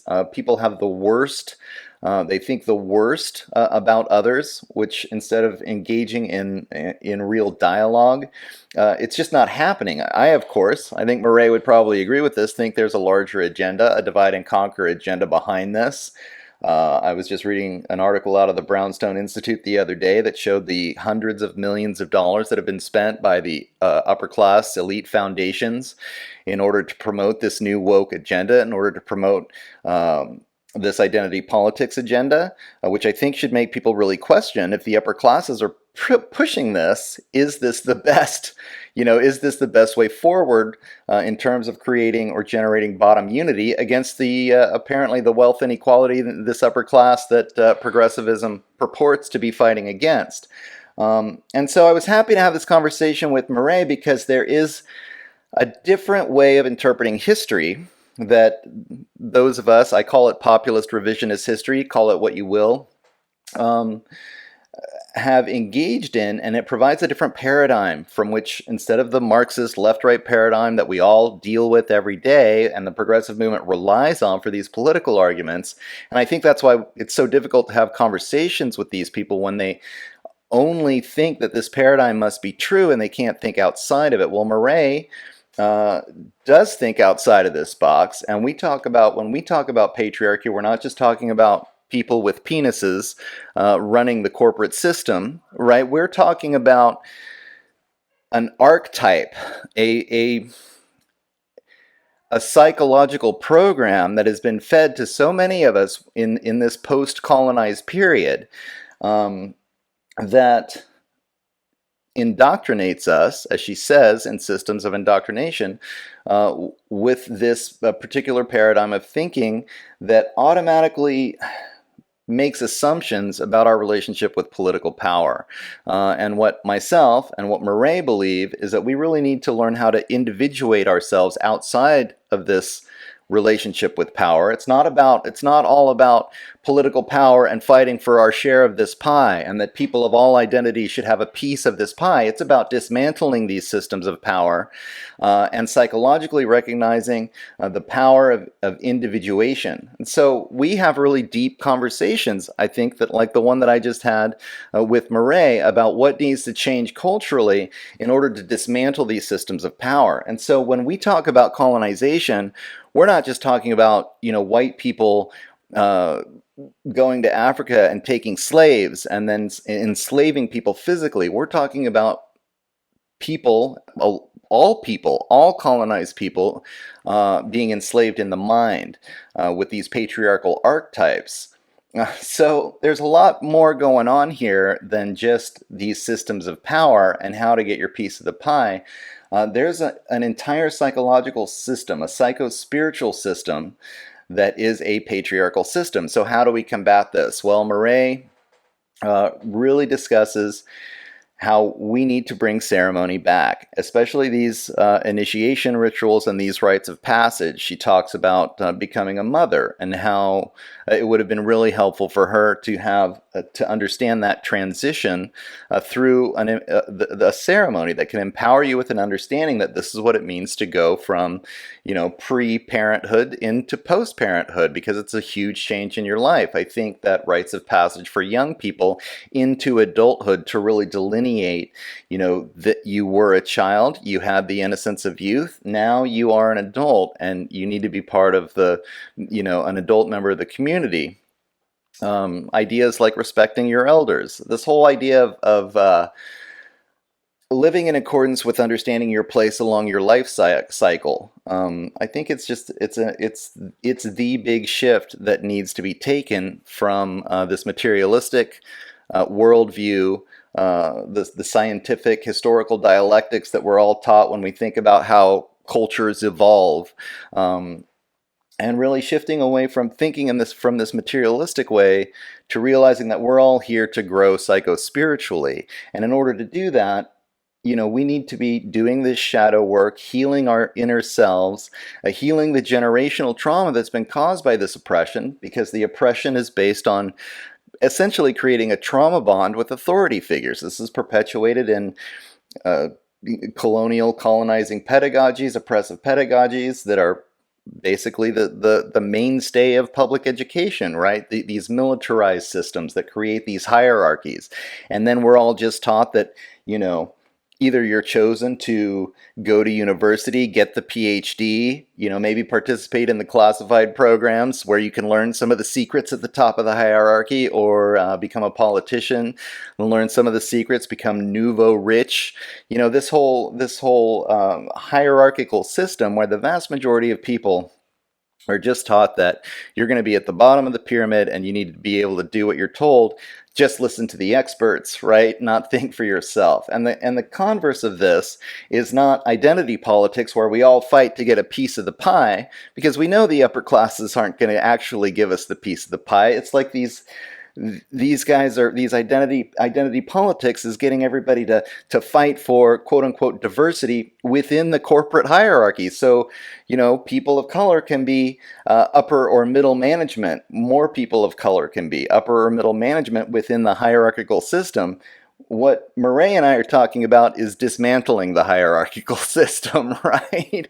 And it's just so sad, because so often these conversations devolve into getting called a fascist or a white nationalist or a racist, also, I think, by design, so that we can't have these deeper conversations about spirituality and psychological archetypes, which are the ones that we need to have if we're going to transition from an archetype, a patriarchal archetype of hierarchy, of authoritarianism, into a world where we all individuate, respect each other's individual rights, create boundaries between these systems of authority and our personal beliefs and our personhood and our physical bodies, actually, as we've all experienced in the last couple of years. So I was really happy to be able to talk about this very important topic with Mare, and excited also about the work that she does, because not only did she write books like this, but she's also a dancer, so she's got that physical element. And I think it's important to know that part of this transition is getting out of the mind, which is where where this Western culture really focuses its energy just on thinking, think, and think for the system, for the hierarchy. We have jobs where we go and we think up the new technologies that the upper classes are then going to use, oftentimes to oppress us. And then, of course, we have jobs where we work our butts off physically, but also giving it all up to the system. It's all given up to the system. We're alienated from ourselves, and this is what really needs to change. And as a dancer, Mare is able to take all of these thoughts. Sure, she's got to think up, what are the archetypes she wants to express in her art? What is the choreography that she wants? But she's also really moving her body, and this creates the holistic mind-body connection that I think we all need to go through in order to individuate, in order to empower ourselves, to see the system of colonization for what it is, and then to transcend that and try to help make a better world for the seventh generation down the road. So, really happy to be able to talk to her. And if you're interested in finding out more about her work, then please go to www.thesacredbody.earth.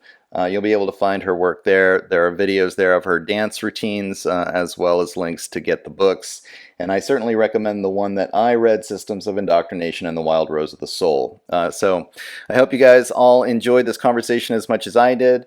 Again, really important concepts in terms of shifting the archetypes, the underlying archetypes, the mythological structures that I think are most responsible for keeping all of us in bondage and keeping those at the top of the pyramid in power. We got the numbers, right? So they have to use these psychological techniques to keep us down. And most of us have learned, like with Stockholm Syndrome, to actually identify with the oppressor and help maintain the system of oppression, unfortunately. So it's going to take a lot of raising awareness to change things. As always, you can catch all of my stuff. I've now got hundreds of interviews posted up at www.theshiftnow.com.